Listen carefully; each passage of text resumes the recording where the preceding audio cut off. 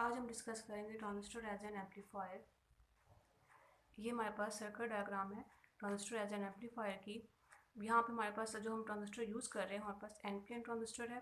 साथ हमने दो रेजिस्टेंस अटैच किए हैं, एक का नाम आरबी और एक आरसी।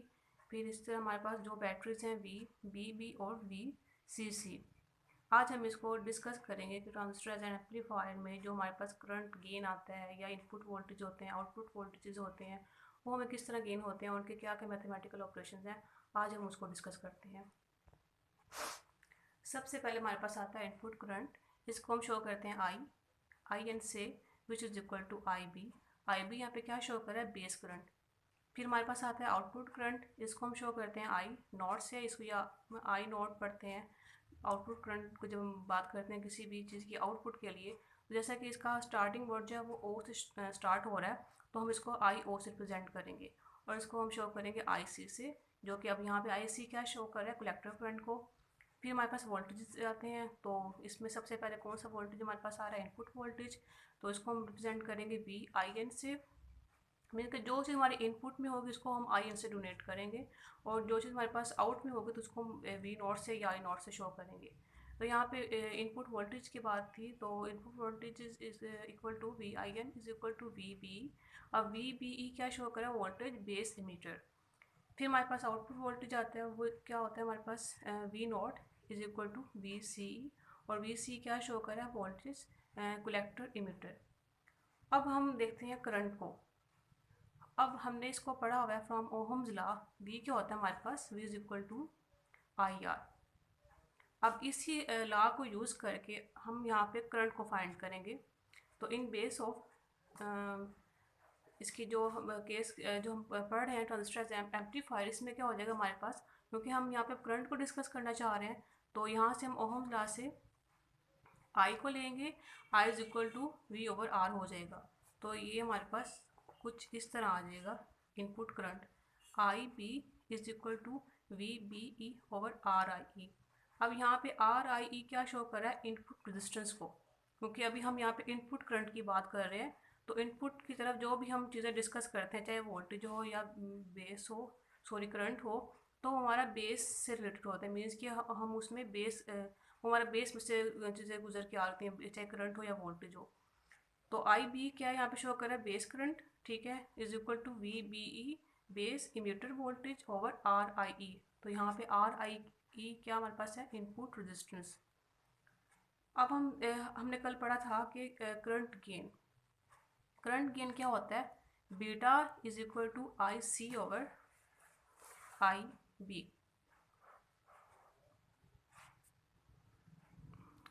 यहाँ से अगर हम आई सी की वैल्यू लेना चाहें तो आई सी क्या हो जाएगा हमारे पास, बीटा इंटू आई बी।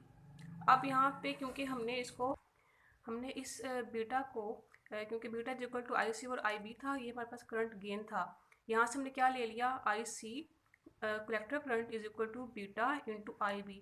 अब हम ऑलरेडी ऊपर आई बी को डिस्कस कर चुके हैं। आई बी क्या था हमारे पास, I B is equal to V B E over R I E. तो हम यहाँ पे यही वैल्यू इसमें यूज़ करेंगे, तो क्या हमारे पास बन जाएगा, I C is equal to beta into V B E over R I E. फिर हम इसको पढ़ चुके हैं, क्रिस्टल्स वोल्टेज लॉ। तो अब हम उसी लॉ को यहाँ पे यूज़ करते हैं इन दिस सर्किट। तो वी सी सी किसके इक्वल हो जाएगा हमारे पास, I C into R C plus V C E. अब क्योंकि यहाँ हमें आउटपुट वोल्टेज चाहिए, तो हम यहाँ पे क्या करेंगे, वी सी ई को यहीं पे रहने देंगे, और इस वाली टर्म को, जो ये वाली टर्म थी, इसको हम सेकंड तरफ ले जाएंगे। तो क्या बन जाएगी, V C is equal to V C C minus R C.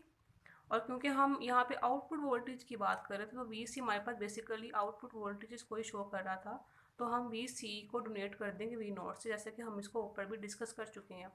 तो V not is equal to V C C minus R C minus I C into R C. अब यहाँ पे हम क्या करेंगे, अगेन यहाँ पे हम आई सी की वैल्यू लगाएंगे जो हमने यहाँ पे बताई थी। I C is equal to क्या हो जाएगा, beta into V B E over R I E, और साथ में ये आर सी इसके साथ मल्टीपल हो जाएगा। तो वी नॉट हमारे किसके इक्वल आ गया, हमारा ये V not is equal to V C C minus beta into V B E over R I E into R C. तो अब हम इसको बोलेंगे ये हमारे पास इक्वेशन नंबर 1 है, इसको आपने 1 से शो कर देना है। जब हम सिग्नल अप्लाई करते हैं, वोल्टेजेस को अप्लाई करते हैं, तो हमारे पास कुछ स्मॉल चेंजेस आ रहे होते हैं। वो चेंजेस क्या होते हैं, जैसा कि यहाँ पे लिखा हुआ है VBE। जब हम कोई इनपुट वोल्टेजेस दे रहे होते हैं तो क्या होगा, उसमें कोई एक स्मॉल चेंज आएगा, तो हम स्मॉल चेंज को लेट्स सपोज डेल VI इन से शो करते हैं। VB किस में चेंज हो जाएगा हमारा, VBE plus del VI in. IB किस में चेंज हो जाएगा हमारा, IB plus del IB। IC plus del IC और V nought plus del V nought. ये कब होगा, जब हम इनपुट वोल्टेजेस देंगे तो उसमें कोई स्मॉल चेंज आ रहा होगा। तो लेट्स सपोज हमने स्मॉल चेंज कुछ जो आ रहा था हमने उसको इस तरह डोनेट कर दी कि वो कुछ इस तरह इस केस में ये चेंज आ रहे थे। अब हम क्या करते हैं, जो हमने पहले इक्वेशन नंबर 1 ड्राइव की थी, ये V nought is equal to VCC minus beta into VBE over RI into RC। अब जो हमारे पास स्मॉल चेंज आ रहे हैं, जब हमने इसको इनपुट वोल्टेजेस दिया था तो हम क्या करते हैं, वो स्मॉल चेंज कुछ इस इक्वेशन में भी अप्लाई कर देते हैं। तो क्या होगा, जहाँ हमारे पास V नॉट है हम क्या पुट कर देंगे, V plus del V nought, जैसा कि इस इक्वेशन में मैंने पुट किया है V nought plus del V nought. Just हमने इस इक्वेशन को रिप्लेस करना है उस चेंज के लिहाज से, ठीक है। यहाँ V नॉट था तो मैं क्या पुट कर दूंगी, V nought plus del V nought is equal to VCC, इस तरह रहेगा, ठीक है, माइनस बीटा। फिर VBE में क्या चेंज आया था वो यहाँ पे मैंने लिखा हुआ है, VB is equal to VBE plus del V in. तो हम यहाँ पे VBE की जगह क्या पुट कर देंगे, VBE plus del VI in over RI into RC। अब इसको लेट्स सपोज आप बोल दें क्वेश्चन नंबर 2। ये क्वेश्चन नंबर 1 थी और ये क्वेश्चन नंबर 2। अब हमें नेक्स्ट स्टेप क्या करना है, हमने सब्ट्रैक्ट करना है क्वेश्चन 1 फ्रॉम क्वेश्चन 2।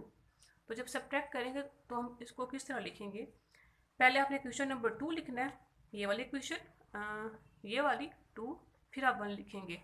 तो क्या होगा हमारे पास, V nought plus del V nought is equal to, sorry, V nought plus del V nought, फिर माइनस में जो आपने फर्स्ट इक्वेशन बनाई थी ये वाली, ये आ जाएगी V nought plus del V nought minus V nought into bracket, पहले आप लिखे सेकंड इक्वेशन, वो क्या थी हमारे पास, VCC minus beta VBE plus del VIN over RE into RC, minus equation number 1 लिखें VCC minus beta VBE over RI into RC।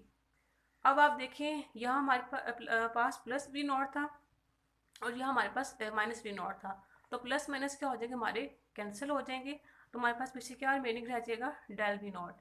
अब नेक्स्ट स्टेप आपने क्या करना है, इस इक्वेशन को ओपन कर लें, जो ये इक्वेशन थी, क्योंकि हम सब्ट्रैक्ट कर रहे थे तो मीन्स के हमारे साइन भी चेंज होंगे, तो हमने क्या करना है, इस इक्वेशन की ब्रैकेट्स ओपन कर देनी है, तो हमारे पास क्या आ जाएगा, VCC माइनस बीटा, इस तरह आपने इक्वेशन लिख देनी है।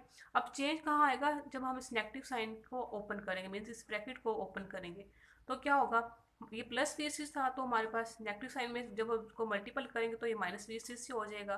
फिर यहाँ पर हमारे पास क्या था, माइनस था, तो ये माइनस भी प्लस हो जाएगा। तो अब देखिए हमारे पास यहाँ पे VCC प्लस है, यहाँ पे VCC माइनस है, तो प्लस माइनस कैंसिल हो जाएंगे, और यहाँ पे बीटा वाली रेशो ये वाली और ये वाली, ये भी प्लस माइनस है, यहाँ प्लस है और यहाँ माइनस है, तो ये भी सेम थी और ये माइनस हो जाएंगी। सेम क्या थी कि इनकी जो ये टर्म्स थी सेम थी, लेकिन साइन चेंज थे, तो इसलिए कैंसिल हो जाएंगे। पीछे हमारे मीनिंग क्या रह गया, minus beta del VI in over RI into RC। तो आपने जो मीनिंग रह गया उसको यहाँ पे लिख देना है। अब नेक्स्ट स्टेप क्या होगा, यहाँ पर डेल V नॉट था हमारे पास और ये डेल VI इन है। अब ये डेल VI इन जो है ये हमारे पास इससे मल्टीपल हो रहा है, ठीक है। तो अब ये इससे मल्टीपल हो रहा है, तो जब इसको हम सेकंड साइड पर लेकर जाएंगे इक्वल की इस साइड पर, तो इसके नीचे डिवाइड में आ जाएगा, जैसे स्टेप में मैंने लिखा हुआ है, del V naught over del VIN, और फिर क्या हो जाएगा हमारे पास, ये minus beta into RC over RI।